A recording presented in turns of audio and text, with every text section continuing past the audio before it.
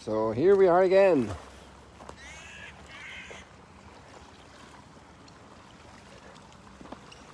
And the living Word of God is at work within us who believe.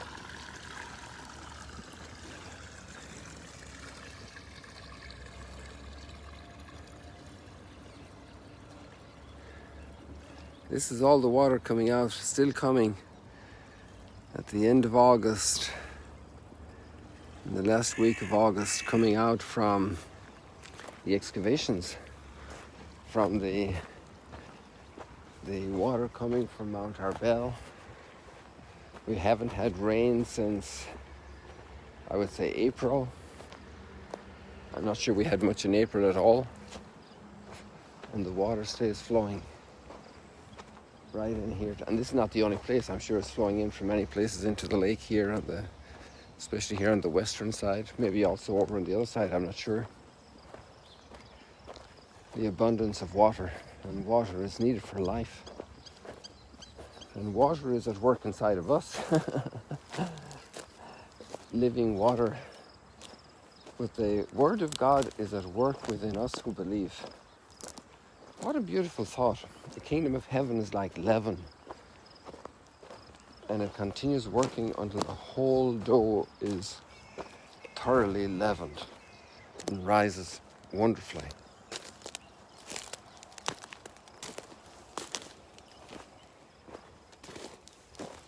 Yes, what a gift we have in life. Hey, look at our little caper bush, small one. Just to give you a size here, my boot. So it's like as big as 2 pillows, and it has some little flowers on it. We hadn't seen caper flowers for a while. Where are you, caper flower?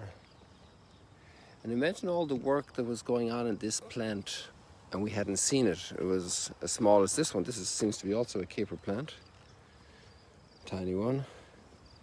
Just beginning to grow. And some of them can grow so big as trees almost, like very, I'm not sure if they're bushes or trees. Hey, by the way, you see the palm trees over there? I often told you a palm tree was not a tree. And now I can tell you exactly what it is. It's an herb. Because it doesn't have this secondary type of growth, I think it's called, here of these, let's say the eucalyptus tree, which forms all the wood. Because what happens is the palm tree is just a series of leaves. And new leaves grow out and grow mature, and then the leaf dies actually eventually, and it's replaced, and it keeps piling up on each other. So it's actually an herb, or you could say grass. A palm tree is not a tree. Interesting, isn't it? Check it out. I'm not trying to con you. I'm not trying to give you fake news. Come on, little birdie, sing for us over here. A palm tree is not a tree, it's an herb. Isn't that interesting?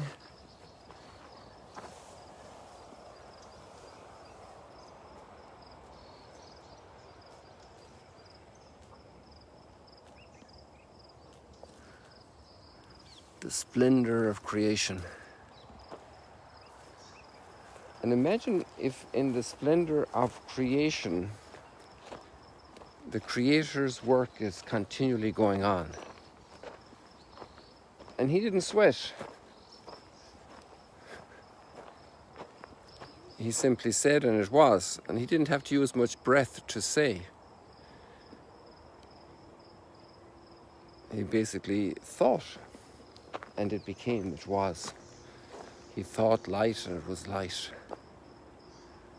Let there be light.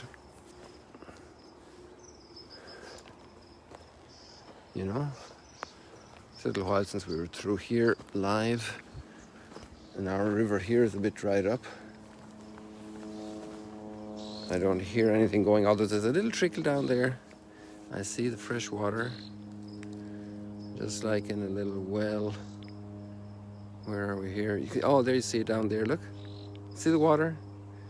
Yeah, the camera picks it up very well. Even better than my eyes.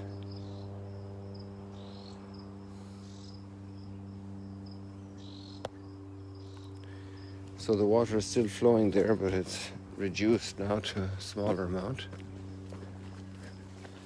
It depends also on how much is being pumped out of the ritual baths, because that's where that water comes. There. It comes from the ritual baths, from that area, and we're pumping it out. And it comes in spurts at this time of the year, at least.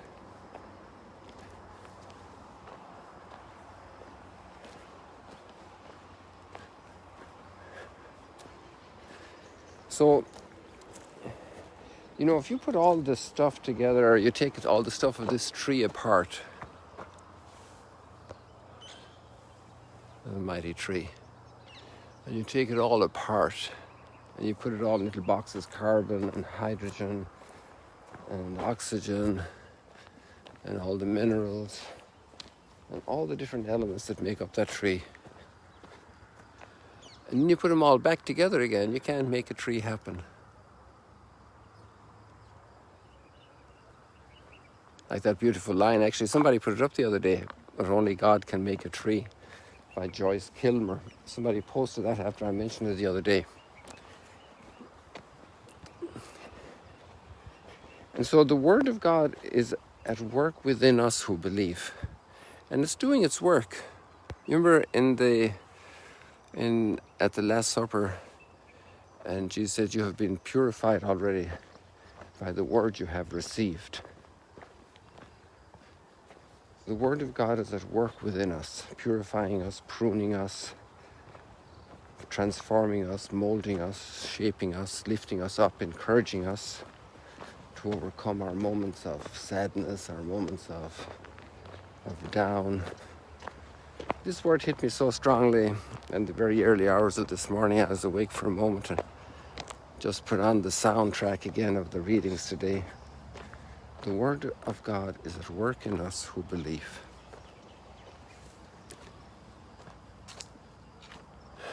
So I would even have that reason for hope for a lot of people who did hear the Word of God, although there's also that parable from Jesus that says that the Word of God can be choked out by the weeds, or it can be planted on rocky soil, and then it dries up in the heat and the difficulties. It has enthusiastic spurt of growth, first because it receives the warmth quickly with the rock underneath, but then it doesn't have deep roots, so it fades and it dies. But let's give the Word a chance in us. And it's transforming us. And we have our headaches and our tirednesses, our frustrations, our sadnesses. And let's kindle that hope inside our hearts. There's a lot of drama in today's two readings.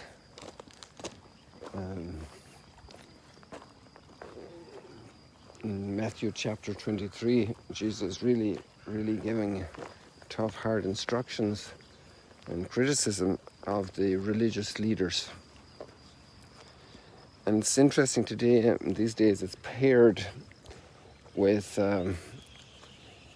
the reading from Thessalonians, which is so filled with life, so filled with commitment.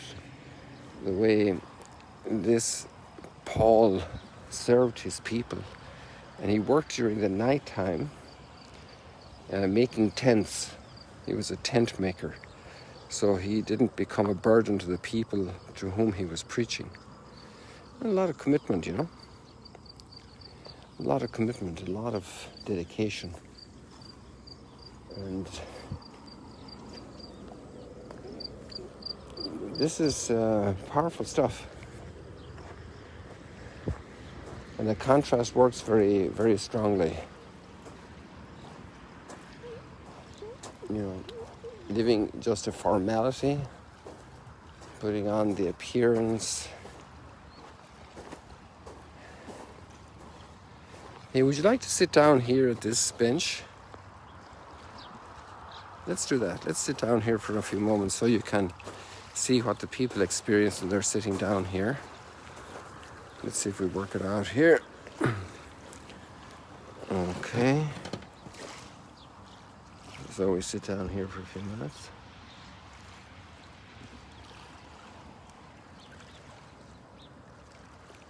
There we be.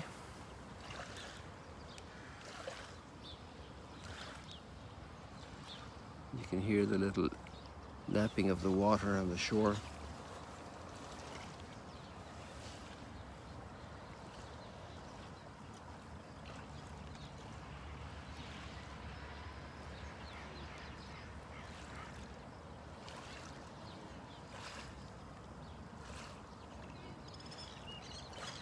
Paul starts this reading, "You recall, brothers and sisters, our toil and drudgery, working night and day in order not to burden any of you. We proclaim to you the gospel of God, the good news." It's so beautiful. Read those readings afterwards, okay? Or if you're able to read them at the same time now, go ahead. "And we give thanks to God unceasingly that by receiving the word of God from hearing us, you received it not as the word of men, but as truly the word of God, which is now at work in you who believe." I love the psalm as well. "You have searched me and you know me, Lord."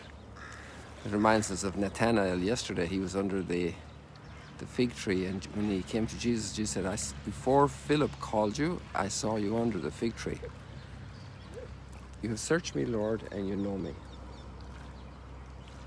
In a certain sense, we reveal who we are to the Lord each day, in each detail toward each person we meet and encounter. We reveal who we are, what's in our heart. And the Lord uses that to reveal us to ourselves. "You have searched me, O Lord, and you know me." Lord, if I take the wings of the dawn, if I settle at the farthest limits of the sea, even there you shall guide me, and your right hand hold me fast.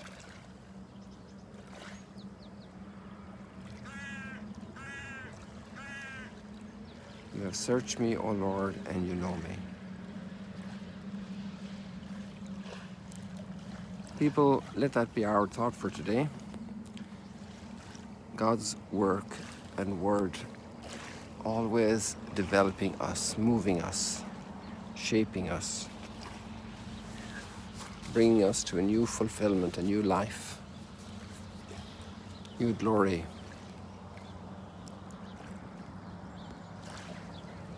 God bless you. See you later, alligators.